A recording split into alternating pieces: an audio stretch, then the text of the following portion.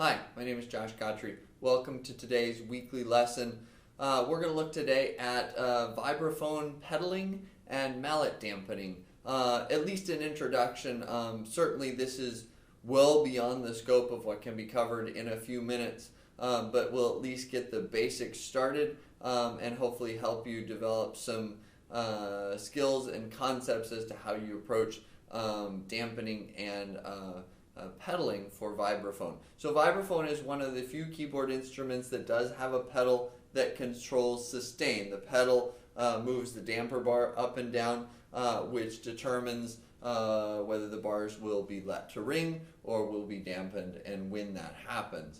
So quite simply, if we play with the pedal up, we get a drier sound, not completely unresonant, but certainly a drier sound, a shorter note length, something like this. If we play with the pedal down in its entirety, where the damper bar is removed completely from the bars, we get something that sounds like this. Now, each of those sounds certainly has a place, but it's probably something in between that we will use with most consistency, which is to let each note ring, but to pedal such that each new note does not layer on top of that first note, but sounds clear with the previous note dampened out. So something that sounds more like this.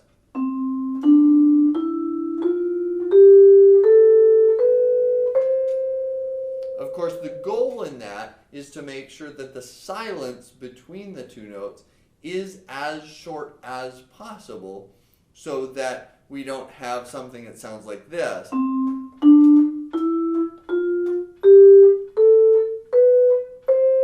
Where there's disjunct sound, silence, as opposed to the notes connecting to each other. So there's a couple things that we can use to produce more of that legato or continuous sound. The first thing is in terms of pedaling.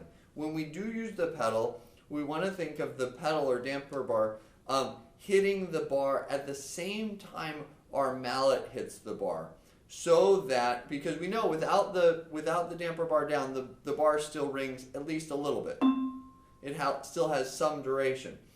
So if we can dampen the previous note at the same time we're striking the next note, and then immediately depress that damper bar again, we can get the closest to no break in between the pitch, or completely legato connection of those two notes. So here's the first note, and then as I play the second note, I'm going to lift that dampener bar and hit the underside of the bar at the same time I hit the next note. Again, here's the first note,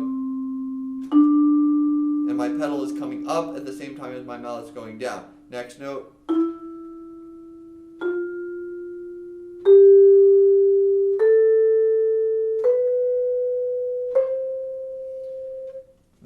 The key is to make sure that the damper bar isn't lifted at the same time the mallet is lifted for the next prep stroke, and that ends up with this. We want to think of the damper bar and the mallet moving in opposite direction. As the mallet comes down, the damper bar comes up. As the mallet rebounds, the damper bar comes down. That creates the best connection between the notes. Now, certainly, the pedal is the primary device we use for sustaining the bars and allowing them to ring, and seems logical that that would also be the primary device we use for dampening notes. Well, certainly that's true when we have to dampen many notes at the same time. For example, if I play an arpeggio and I want to play a different arpeggio, I'm going to use the pedal to dampen that.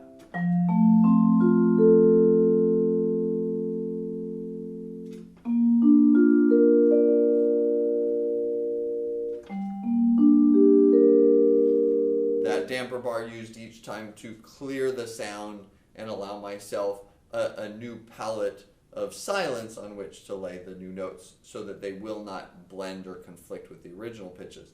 But sometimes when we're playing single lines, the pedal is not the ideal device to use for dampening, simply because, well, it's not quite as precise as we may want to be, or we can't control it quite as detailed as we may want.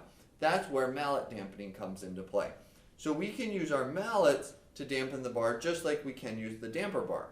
Okay? So for example, if I play that same scale, instead of dampening each note with the bar, I'm going to use my trailing mallet, my left hand, to dampen the previous note that I played to create this legato sound.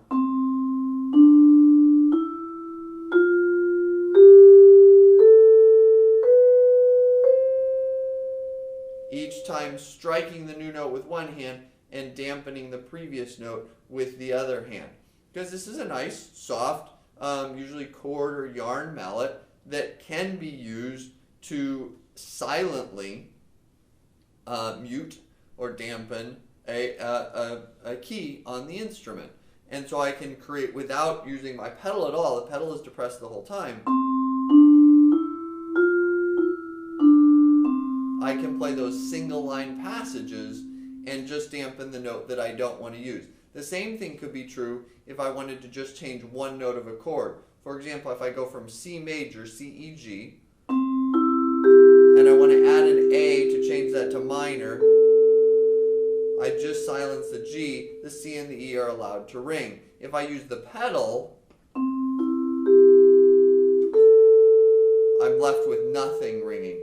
So if I only want to silence one note, I can use my mallets to do that dampening while the other ones ring. Or if I need to play a chord, for example, I'm going to play a F major chord down here, and then play a melody on top of that.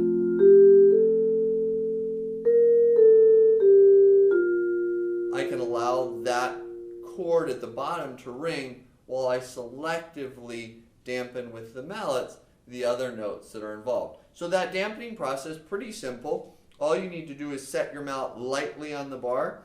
I typically set mine closer to the note or where the strings pass through and slide towards the middle so that I gradually taper that note out.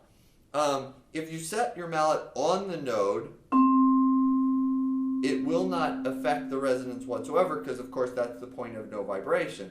As you slide towards the center, that pitch or bar will disappear. That sound will disappear. That mallet will be bar will be dampened. Okay, so I can set that here, and as I need to take out that pitch, just slide towards the middle, and it fades out very quickly as I want it to with the pace of my mallet.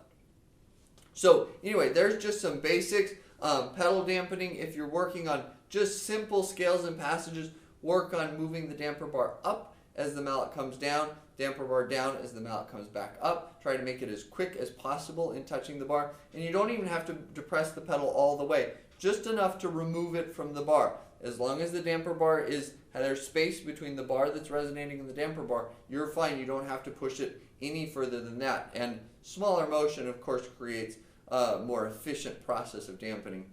If in a case that you need to dampen only selected notes or want to have a little bit more control over exactly how that note blurs into the next, mallet dampening comes in handy, certainly. And just practice playing scales, right hand on the way up, left hand on the way down, and allow the other hand to dampen the previous note. Best of luck in using those basic skills. Certainly seek out other resources that work on mallet dampening and pedaling for vibraphone to get the most out of what this instrument is capable of. Have a great week.